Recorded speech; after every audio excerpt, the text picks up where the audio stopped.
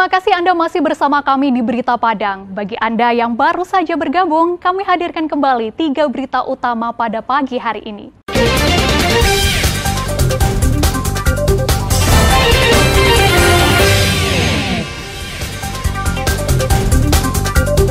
Kabar gembira bagi warga Sumatera Barat.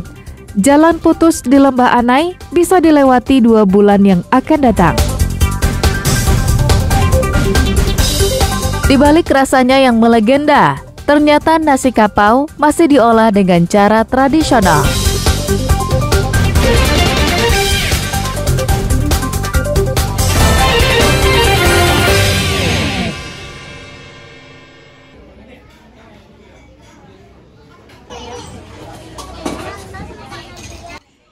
Bagi warga kebanyakan, nasi kapau identik dengan nasi Padang. Namun hal itu tidak berlaku bagi warga Minang. Di Sumatera Barat, derajat nasi kapau lebih tinggi dari nasi biasa. Selain rasanya yang khas, harganya juga di atas harga nasi bungkus biasa.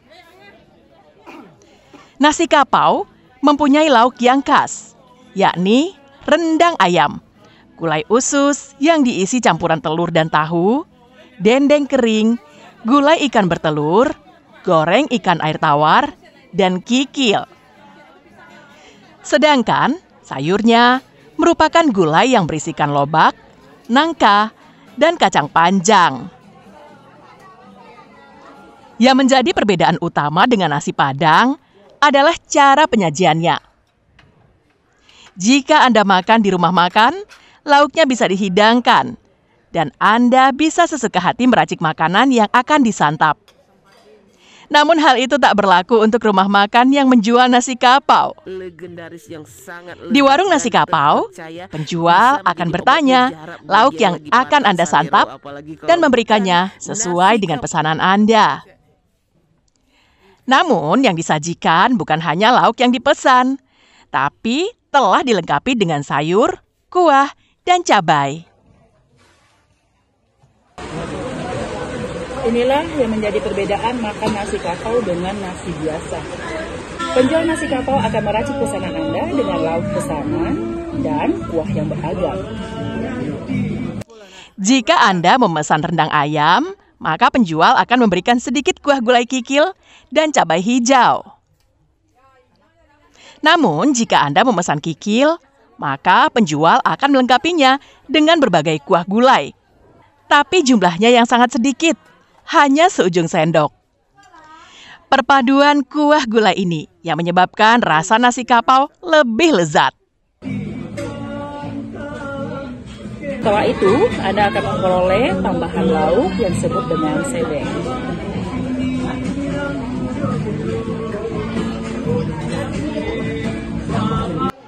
Karena rasa dan kekhasannya itu, maka banyak warga yang tak melewatkan kesempatan makan nasi kapau jika berkunjung ke Bukit Tinggi. Kalau saya tiap pulang, saya pasti datang ke sini. Ini khas, masakannya tidak, orang kalau kita semua selama ini terkenal dengan masakan Padang, tapi ini kapau ya, artinya khusus model dan penyajiannya berbeda. Nah ini menjadi satu yang menarik bagi tamu untuk datang ke Los Lambuang ini. Di balik rasanya yang nikmat itu, ternyata nasi kapau diolah dengan cara yang sangat sederhana, yakni menggunakan kayu bakar. Bumbunya juga menggunakan bumbu pokok, yakni bawang putih, bawang merah, lengkuas, jahe, kunyit, cabai, dan garam, tanpa ada bumbu lainnya. Tak hanya itu, sebagian besar penjual nasi kapau di Bukit Tinggi merupakan usaha keluarga yang dilakukan secara turun-temurun.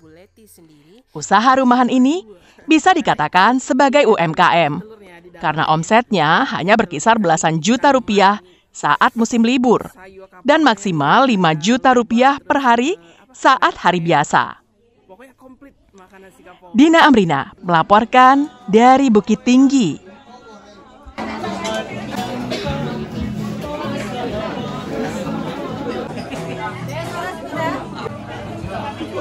Abang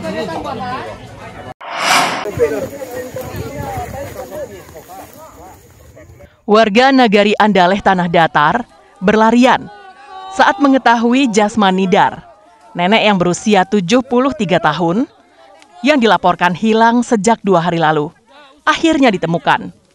Korban ditemukan di dasar jurang yang berada tak jauh dari rumah yang ditempatinya, sekitar 200 meter di belakang rumah. Saat dilaporkan hilang, tim SAR memfokuskan pencarian di sekitar rumah korban. Saat melakukan penyisiran, tim SAR melihat jaket korban terletak di bibir jurang. Kemudian melihat ke arah jurang di bawahnya dan menemukan korban di dasar jurang sedalam sekitar 20 meter. Korban ditemukan dalam keadaan sadar. Hanya terdapat luka gores pada bagian tangan dan kaki. Jasmani Dar pun langsung dibawa ke Rumah Sakit Umum Daerah Padang Panjang untuk mendapatkan perawatan medis. Berdasarkan petunjuk, kita langsung berkoordinasi dengan Satgas Nagari, Wali Nagari, dan Rapi. Pada pukul 17.00 berdasarkan petunjuk kita menemukan jaketnya di bibir jurang sekitar 200 meter dari rumahnya. Pada 17.20 WIB kita menemukan yang bersangkutan ada di bibir jurang. Kita langsung evakuasi dan kita bawa bersama warga ke ambulan dan kita langsung kirim ke rumah sakit. Korban yang berusia lanjut ini sering mengalami gangguan ingatan. Selain itu, Jasmani Dar dikenal sebagai nenek yang super aktif karena selalu bergerak dan tak bisa duduk tenang. Diduga korban keluar dari rumah pada Minggu dini hari, lalu terperosok ke jurang karena keadaan masih gelap. Beruntung, korban cepat ditemukan karena cuaca ekstrim yang tengah melanda sebagian besar daerah di Sumatera Barat. Hujan deras juga kerap mengguyur daerah sekitar korban ditemukan. Sri Purnama melaporkan dari Tanah Datar.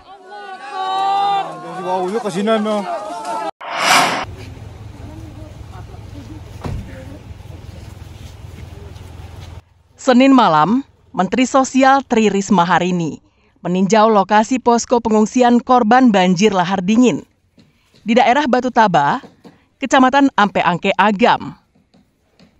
Kunjungan mendadak ini dilakukan untuk melihat sejauh mana persiapan pemerintah setempat dalam menyikapi pemindahan lokasi pengungsian. Kedatangan Menteri Sosial ke lokasi ini tak didampingi oleh pejabat Sumatera Barat dan pejabat Kabupaten Agam.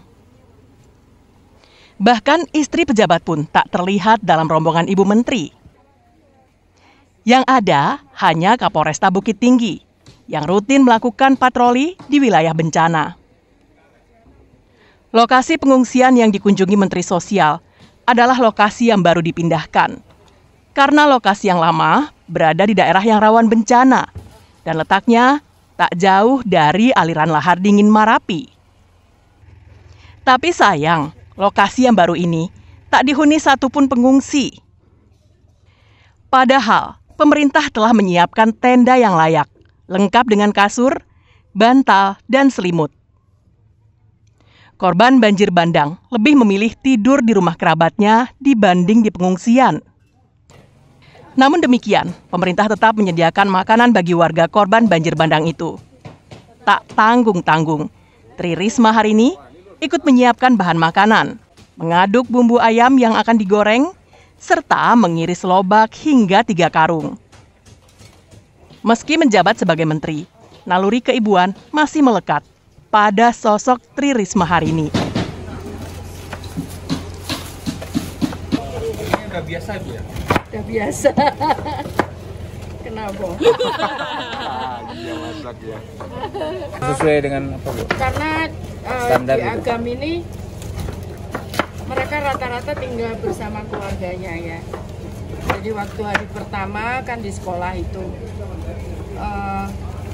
Tapi sekarang semua pada di keluarganya, jadi tapi kan kita tetap siapkan makanan untuk mereka.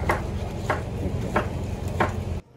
Dari pantauan di lapangan, sebagian besar lainnya masih berada di posko pengungsian yang lama di salah satu ruang belajar Sekolah Dasar Negeri 8 Bukit Batabuah yang berjarak sekitar 1 km dari lokasi yang baru. Dari pantauan di lapangan, sebagian besar korban banjir bandang masih berada di posko pengungsi lama di salah satu ruang belajar Sekolah Dasar Negeri 8 Bukit Batabuah yang berjarak sekitar 1 km dari lokasi yang baru. Padahal, di lokasi pengungsian yang baru ini, pemerintah telah menyiapkan berbagai fasilitas, mulai dari tenda untuk istirahat, dapur umum, hingga kamar mandi. Dari Agam, Dina Amrina melaporkan. Saudara, informasi tadi sekaligus menutup berita Padang pagi ini. Saya Fri Mariana beserta tim redaksi yang bertugas mengucapkan terima kasih dan sampai jumpa.